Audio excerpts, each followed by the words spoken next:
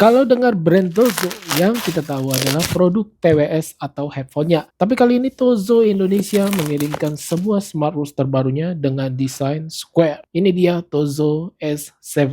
Untuk dari segi desainnya ini terlihat minimalis, modelnya square dan di bagian ujung-ujungnya oval ya. Dia cuma ada satu tombol fisik yang modelnya press button dan juga bisa menjadi crown button. Fungsinya untuk mengganti pilihan watch face yang kita inginkan atau scroll menu pilihan. Material strapnya sendiri terbilang bagus, lentur, tidak terlalu tipis, buckle dari logam, dan disediakan penyangga strapnya cuma satu. Bagian quick release dia menggunakan one click design yang terbilang cukup mudah untuk buka pasang strap. Untuk layar sudah menggunakan panel AMOLED yang terbilang cukup besar. Di deskripsi produk tertulis 1,86 inch dengan resolusinya 390 x 450 pixel. Saya tes untuk di outdoor, di bawah sinar matahari ini masih bisa terlihat cukup jelas, walaupun memang untuk tingkat brightness-nya ini tidak tertulis ya berapa nits. Menurut saya pribadi dengan mata saya sendiri ini masih bisa terlihat dengan baik. Setting brightness kita bisa lihat di menu shortcut, tinggal di tap-tap aja nih, dia tidak ada auto brightness. Raise to wake kita bisa aktifkan di setting wake gesturnya. Always on display udah pasti ada nih.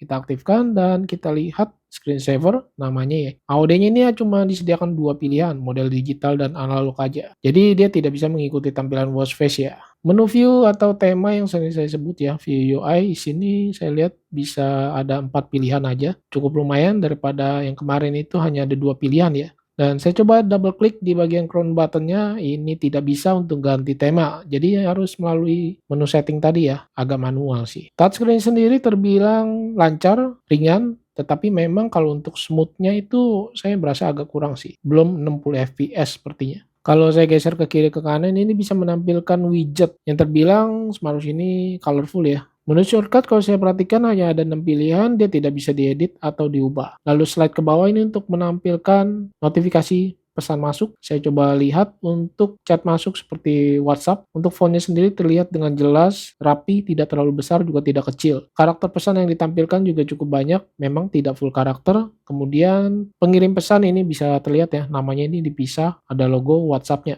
Untuk Bluetooth call dia pasti tersedia nih. Saya coba tes untuk Bluetooth call-nya, saya hubungkan ke smartphone Android Samsung A55, bisa mengangkat telepon langsung dari smartwatch-nya. Saya menggunakan aplikasi WhatsApp call. Lalu di mode workout, kita lihat tertulisnya 100 lebih ya pilihan sport modes, dan saya coba tes salah satunya. Dia ini belum built-in GPS, jadi kemana-mana kita harus membawa smartphone kita untuk menjadi GPS-nya nih. Untuk tampilan UI-nya di mode workout seperti ini ya. Tampilannya tidak terlalu banyak data yang ditampilkan. Kita slide ke kiri, ini bisa menampilkan Bluetooth Music. Saya slide ke kanan, ini untuk pause dan off aja. Saya coba hands on ke lengan saya, lingkarnya ini 16 cm. Terlihat dia punya strap, ini terbilang cukup panjang ya. Dan sayangnya hanya disediakan satu pilihan penyangga strap aja, tidak ada dua. Kalau saya tes raise to wake, ini terbilang cukup lancar. Memang ada jeda sekian detik deh ini. Mungkin 0,2 detik gitu ya. Ketika OD aktif, ini masih bisa di raise to wake ya, untuk menampilkan watch face yang kita pakai. Tetapi di tap to wake dia tidak bisa. Fitur-fitur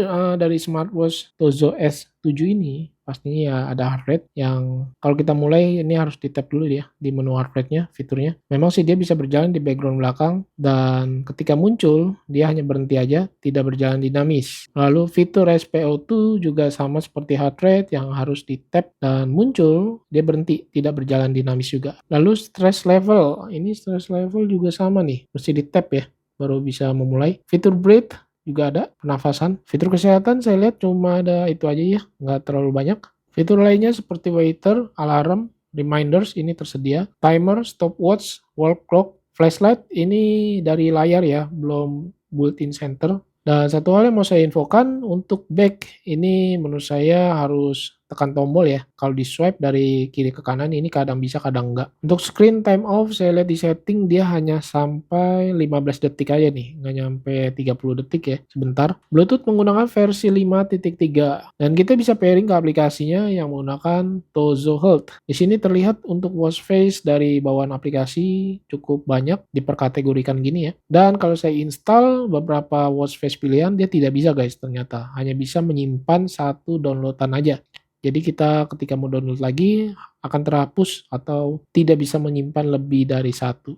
Workspace bawaan dari smartwatch sendiri juga nggak terlalu banyak, selalu saya perhatikan. App-nya dari Tozo Health ini terbilang cukup simple, bagus ya. Kalau sini saya perhatikan ada fitur yang namanya Motion Type Recognition, kita bisa aktifkan. Quick Replay yang tadi saya sebutkan, ini untuk membalas pesan singkat secara cepat di notifikasi masuk. Find Device atau Find Smartwatch ini ada getarnya ya. Dia tidak ada bunyi. Untuk terhubung ke aplikasi pihak ketiga, kita bisa masuk ke Permission Management. Di sini ada logo Strava yang kita bisa klik dan hubungkan ke aplikasinya Tozo Health ini. Untuk baterai kapasitas menurut saya lumayan di 300 mAh. Dari pemakaian saya sehari-hari tanpa always on display, ini lumayan cukup irit, walaupun memang bukan yang irit-irit banget sih. Dan ketika saya aktifkan always on display atau AOD-nya, ini baru berasa agak boros. Di deskripsi produk tertulis baterai life-nya ini up to 10 hari atau 10 days. Ini sekali lagi tergantung dari pemakaian kita sehari-hari ya. Dan kita lihat di sini setelah penggunaan saya sekitar beberapa hari muncul yang namanya upgrade firmware. Bobot beratnya sendiri juga kalau saya timbang cukup ringan di 40 gram aja dengan strapnya. Dan terlihat minimalis sekali ya, kecil loh ini. Untuk ukurannya, saya coba ukur ketebalannya ada di 11 mm lebih, nggak nyampe 12 mm. Lebar case-nya sendiri 36 mm lebih.